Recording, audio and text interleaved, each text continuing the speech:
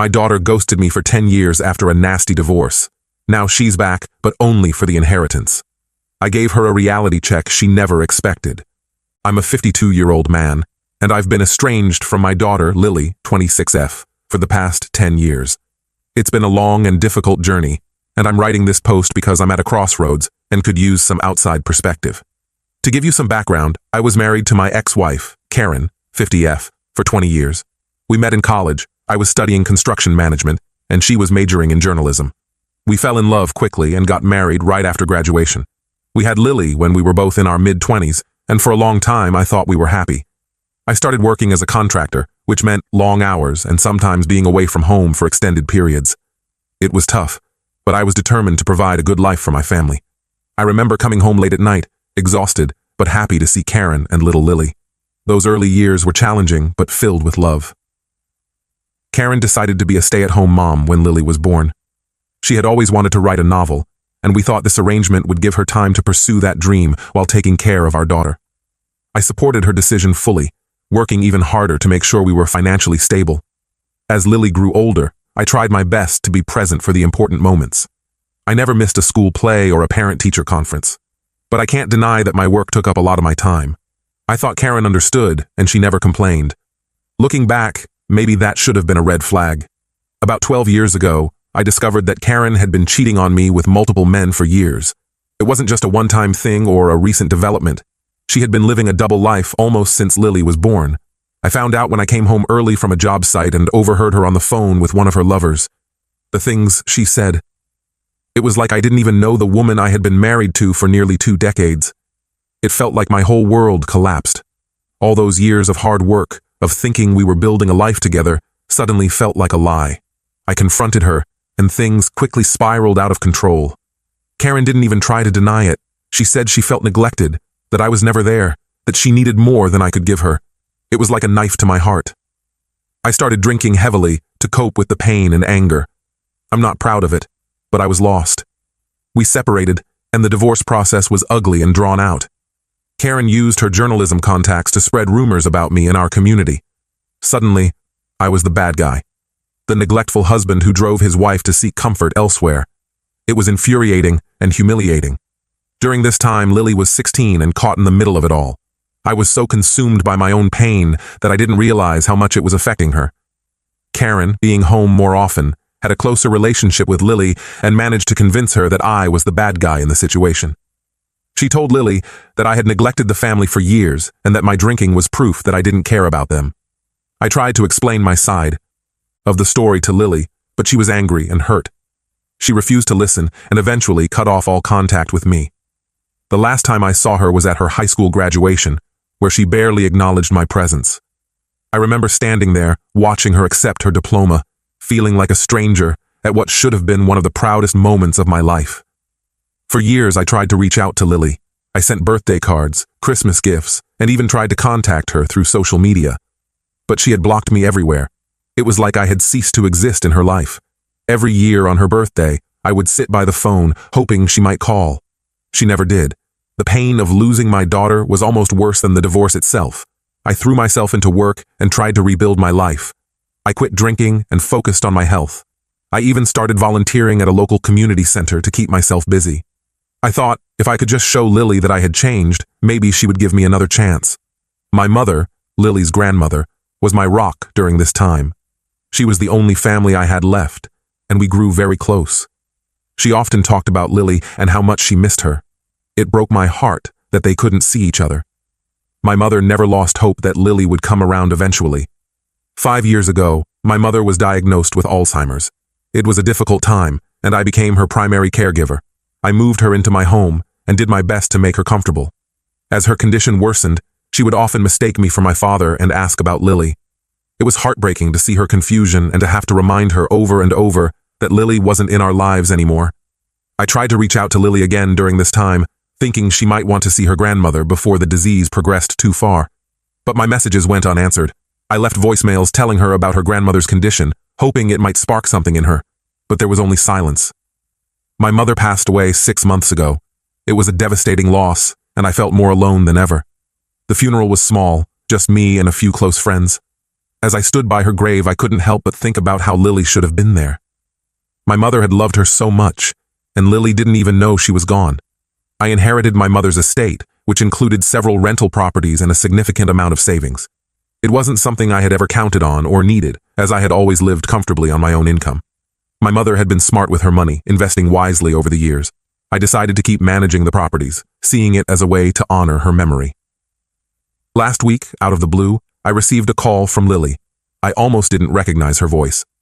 She said she had seen on Facebook that her grandmother had passed away and wanted to check on me. I was shocked and cautiously hopeful. Her voice sounded different, more mature, of course, but also hesitant, almost nervous. We talked for a while and she suggested meeting in person. I agreed, and she came over too. My house for dinner last night. When I opened the door, it was like looking at a stranger. The last time I had seen her, she was a teenager. Now, she was a grown woman. She looked so much like Karen that it almost took my breath away. At first, it was awkward and tense. We made small talk about her job. She's a teacher now, and my work. She's engaged now and planning her wedding for next year. I wanted to ask her so many questions, to bridge the gap of the last 10 years, but I held back, afraid of pushing too hard. As the evening went on, we finally addressed the elephant in the room. I asked her why she had cut me out of her life so completely. She said she regretted how things had turned out, and that she had been too young to understand the complexity of the situation. She admitted that her mother had influenced her perception of me, painting me as the villain in their story. I was starting to feel hopeful about rebuilding our relationship when Lily dropped a bombshell. She said that she had always assumed she would inherit her grandmother's estate and was surprised when she wasn't contacted by any lawyers. She asked if I would consider sharing the inheritance with her, as she could use the money for her upcoming wedding and to buy a house with her fiancé. I was stunned. After 10 years of no contact, this was why she had reached out. All the hope I had been feeling suddenly deflated. I told her that I needed time to think about it and that I was disappointed that this seemed to be her primary motivation for reconnecting. Lily got defensive and said that the inheritance was secondary to wanting to rebuild our relationship. She said she had been meaning to reach out for years, but never found the right moment. She also mentioned that her mother had always told her that her grandmother wanted her to have the inheritance. I'm torn. On one hand, I've missed my daughter terribly and want nothing more than to have her back in my life.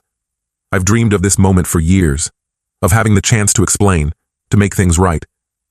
But on the other hand, I can't shake the feeling that she's only interested in the money. I don't know if I can trust her intentions. I haven't given her an answer yet about the inheritance. Part of me thinks that if I share it with her, it might open the door to rebuilding our relationship. But another part feels like I would be rewarding her for years of silence and only reaching out when there was something to gain. I'm not sure what to do. Should I give her part of the inheritance? Should I try to rebuild our relationship regardless? Or should I protect myself from potentially being hurt again? The thought of losing her a second time is almost unbearable, but so is the idea of being used for money. Any advice would be appreciated. I've been carrying this weight for so long, and I just want to make the right decision. I want my daughter back, but I'm scared of being hurt again. I'm scared that if I say no to the inheritance, she'll disappear from my life again. But if I say yes, will our relationship ever be genuine? Update 1. It's been a week since my last post, and a lot has happened. I want to thank everyone for their advice and support. It's given me a lot to think about, and I'm grateful for the different perspectives. After much consideration, I decided to meet with Lily again to have an honest conversation about everything. I invited her over to my house, thinking a neutral, private setting would be best for such a difficult discussion. I spent the day before her visit looking through old photo albums, reminiscing about the good times we had when she was young. It made me both hopeful and sad, thinking about all the years we've lost. When Lily arrived, I could tell she was nervous. She kept fidgeting with her engagement ring, a habit she's had since she was a child. We sat down in the living room, surrounded by photos of her growing up. I started by telling her how much I've missed her over the years, and how happy I was that she reached out. But I also expressed my concerns about her motivations, especially regarding the inheritance. To my surprise, Lily broke down in tears. She confessed that while the inheritance was initially what prompted her to contact me, she realized how much she had missed out on over the years. She told me about how she had struggled with guilt and confusion, especially as she got older and started to question the narrative her mother had fed her. Lily revealed that her relationship with Karen had become strained over the years. As an adult, she began to see through some of her mother's manipulations and realized that things weren't as black and white as she had been led to believe. She shared a memory from when she was 18, just after she had cut contact with me. She had found an old birthday card I had sent her, hidden in Karen's desk. It was the first time she realized that I had been trying to reach out all along. She also shared something that shocked me. Karen had remarried a few years ago to a man who turned out to be controlling and verbally abusive. Lily said she often found herself wondering what I would have done or said in certain situations, and it made her realize how much she missed having a father figure in her life. She talked about a particularly bad fight between Karen and her stepfather, where she had almost called me but lost her nerve at the last minute.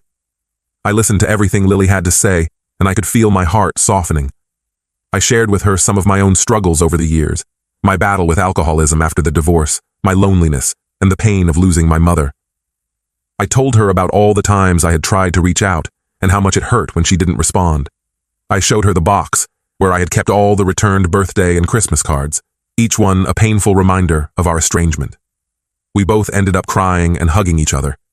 It felt like 10 years of pain and misunderstandings were finally being addressed.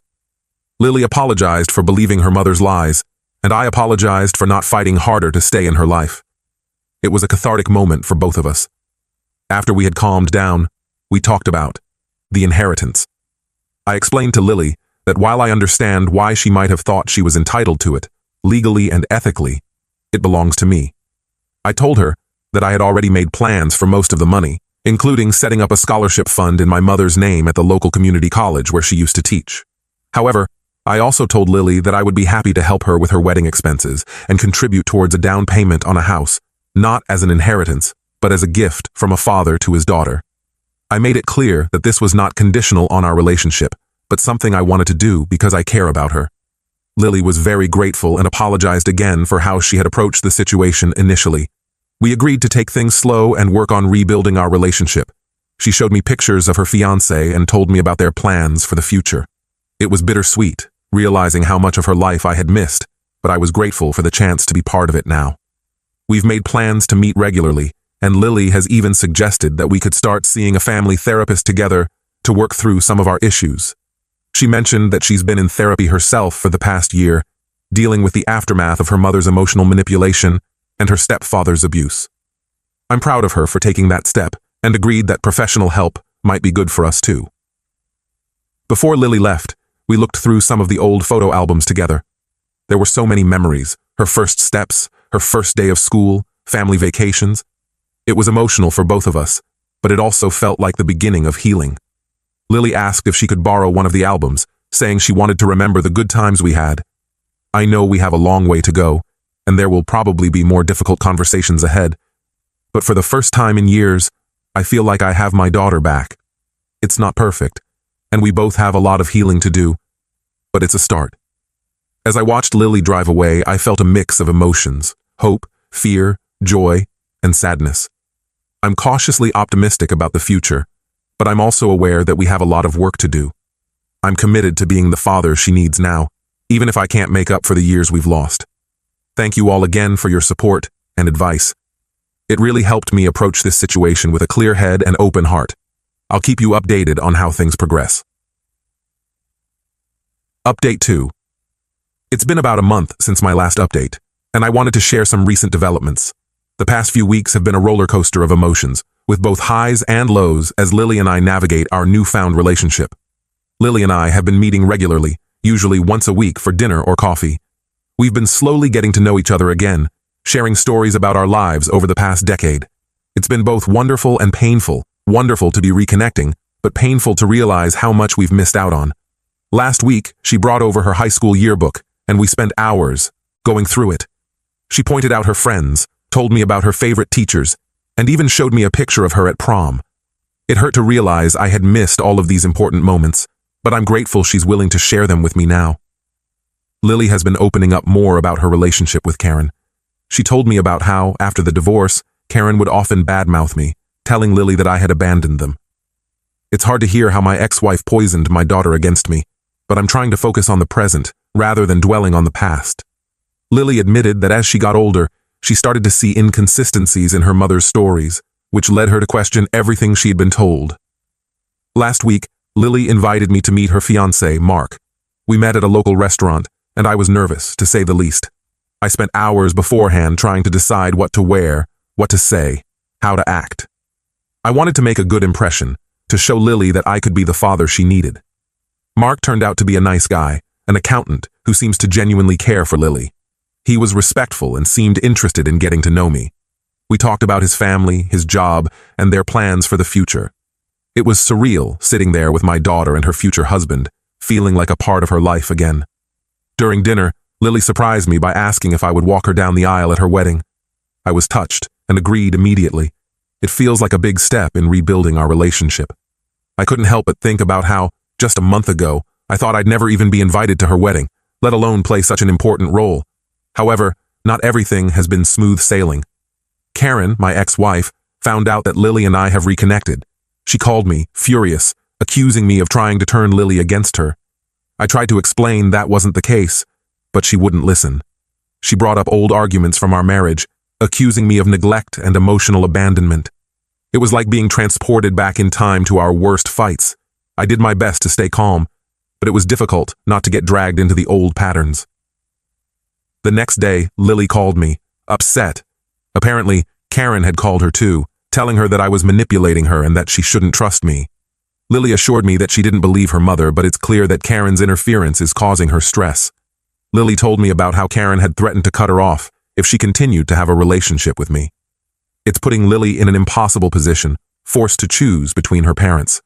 I'm worried about how this might affect our fragile reconciliation. Lily suggested that we stick to our plan of seeing a family therapist, thinking it might help us navigate these complicated dynamics. Our first session is scheduled for next week.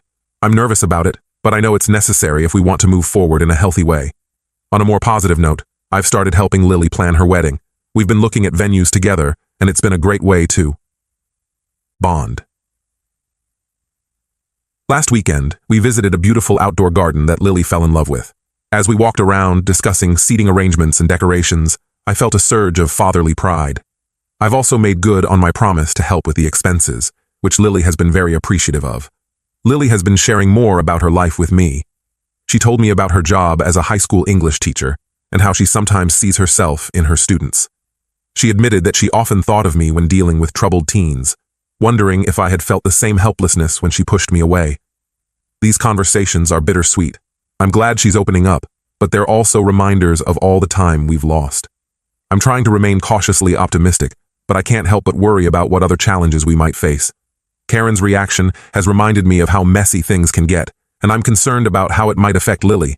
I don't want her to feel torn between her parents, but I also don't want to step back just because Karen is causing problems.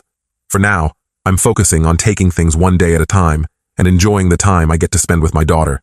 It's more than I ever thought I'd have again, and I'm grateful for it. Next week, Lily wants to introduce me to some of her friends. It's a small step, but it feels significant, like she's really trying to integrate me back into her life. As I write this, I'm looking at a recent photo of Lily and me that we took during our last dinner. It's on my fridge now, a tangible reminder of the progress we've made. There's still a long road ahead, but for the first time in years, I feel hopeful about the future. Update 3.